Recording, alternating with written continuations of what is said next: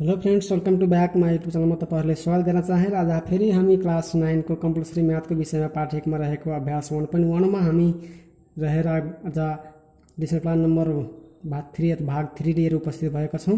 र त्यसमा question number 4 मा दिएको छ, यदि u बराबर 1 2 3 4 5 6 7 8 9 10 11 12 13 14 15 16 17 18 19 20 दिएछ र p बराबर x ऋण खण्ड संख्या हो। ऋण संख्यालाई हामीले यहाँ समूह p मा राखेछौँ। सो यो भन्दा हामीले यही संख्याहरुमा ऋण संख्याहरुलाई समूह p मा राख्दिने। सो 2 5 7 11 यो भाग नजाने संख्याहरुलाई हामीले ऋण संख्या भनिन्छ भनेर हामीले पहिलेदेखि पढ्दै आछौँ। सो 13 17 एन्ड 19 यो सबै के हो? यो एक थिएन, यो सबै ऋण संख्याहरु हो। 20 सम्मको ऋण संख्याहरुलाई हामीले लेख्यौं। यो समूह भनेको p हो।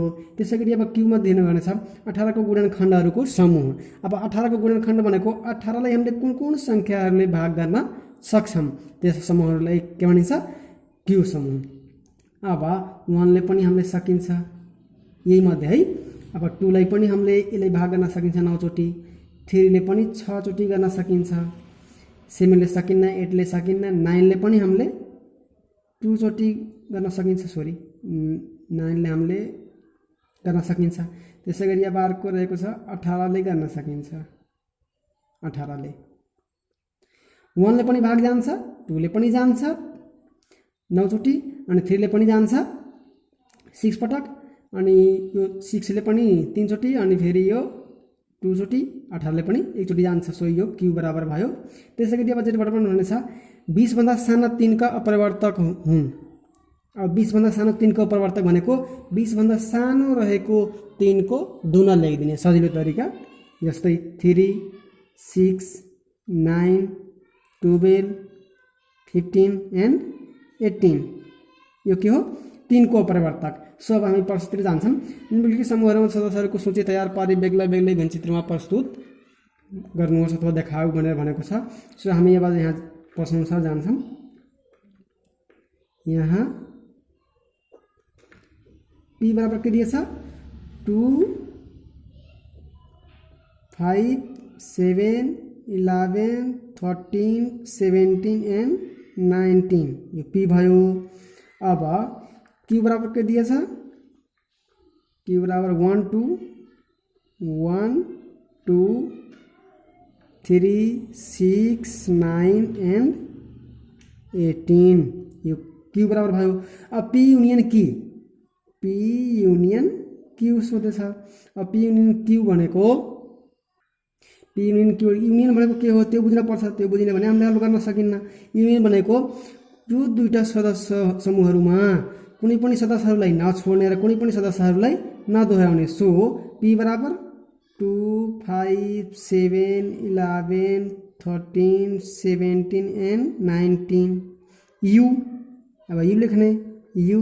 अब q लेख्ने q बराबर 1 2 3 6 9 एन्ड 18 यो भयो।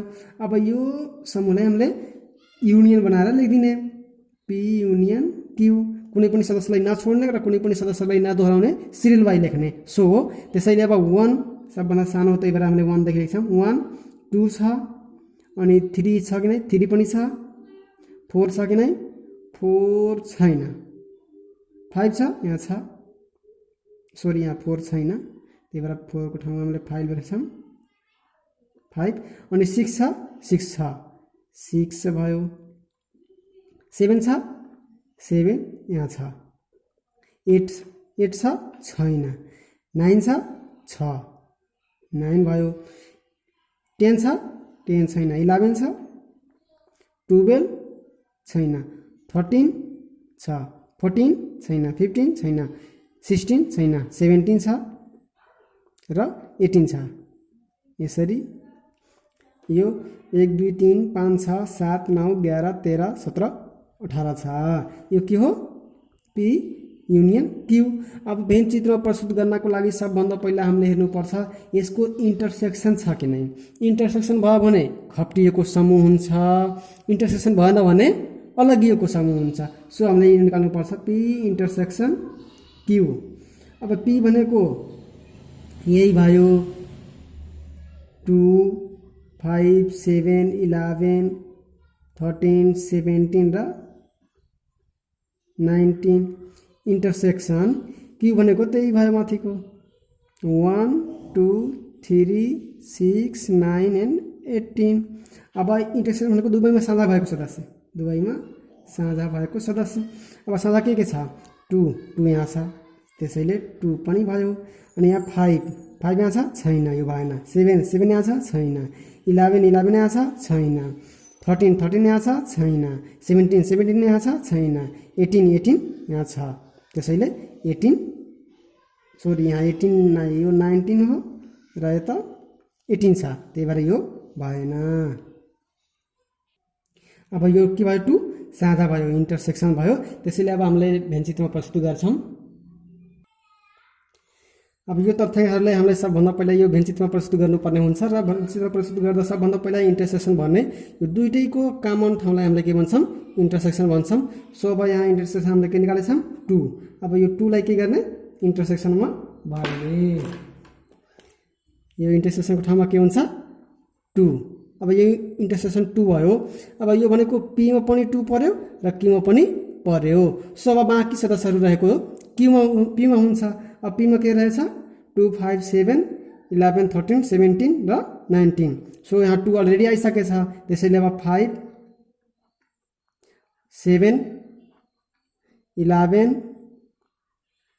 13 17 र 19 भयो। अब क्यूमा बाँकी बच्छ के यो सदस्यहरू मध्येमा 2 आइसकेछ, बाँकी के बच्यो 1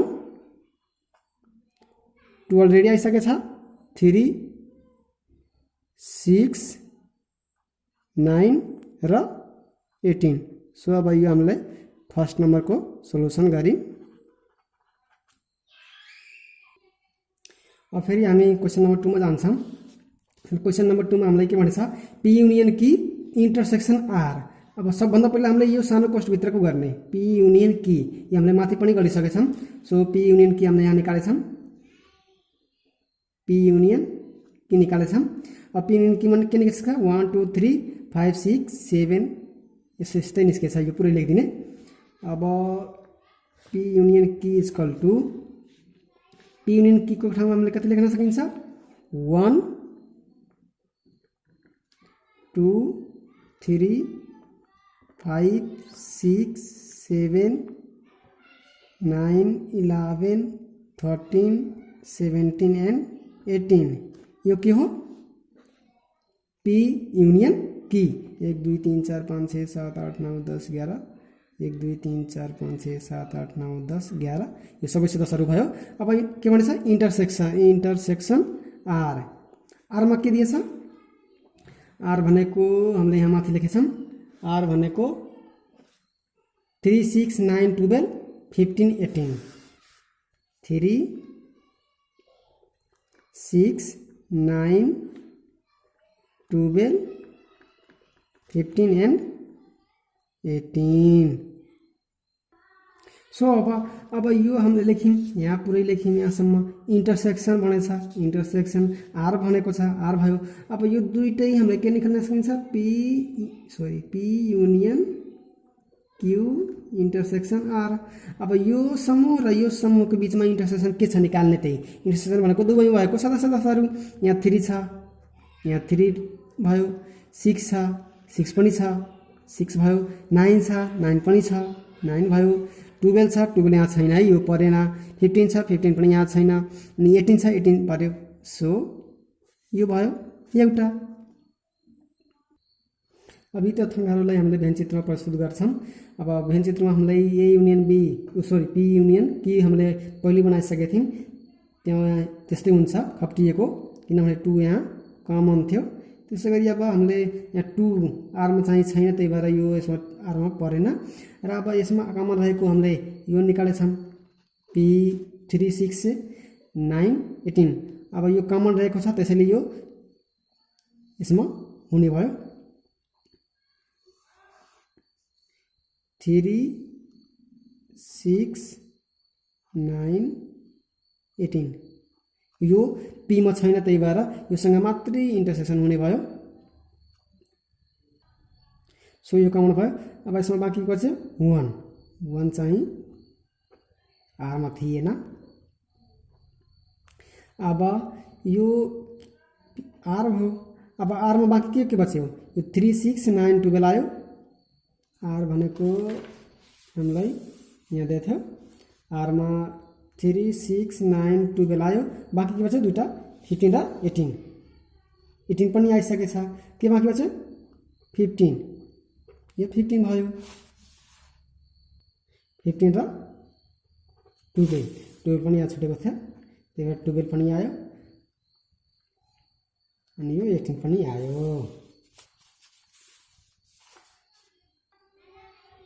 त्यसै गरी 3 नम्बरमा भनेछ पी युनियन क्यू को कम्प्लिमेन्ट। अब यो कम्प्लिमेन्ट भनेछ अब पी युनियन क्यू हामीले निकालेछौँ।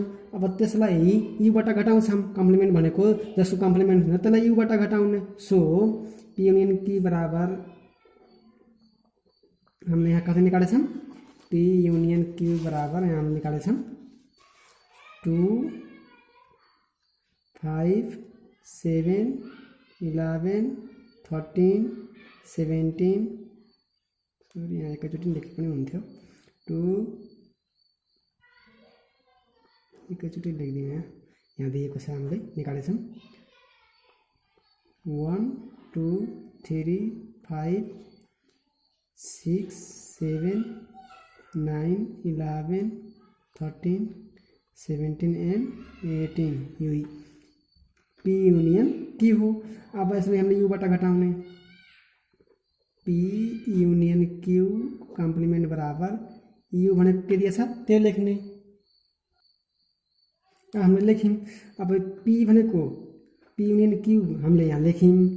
यसले हामीले यसरी पनि लेख्न सकिन्छ पी युनियन क्यू को कम्प्लिमेंट बराबर you minus P union Q U minus P union Q. अब यू भनेको हामीले यहाँ लेख्यौं यति एदेखि यहाँसम्म एकदेखि 20 सम्मको सबै लेख्यौं। यो भनेको यू हो माइनस माइनस भयो यहाँ माइनस भयो अब माइनस पी युनियन क्यू हामीले यो निकालेछौं। यही कुरा हो पी युनियन क्यू। अब यो पुरै यसबाट घटाउने यो 1 1 सँग घट्यो 2 2 सँग घट्यो 3 घट्यो 5 घट्यो 6 घट्यो 7 9 11 13 17 18। अब बाँकी के बच्यो जे बाँकी बच्यो त्यही लेखिदिने 4 यो बच्यो 8 त्यसपछि 10 पछि 12 पछि 14 15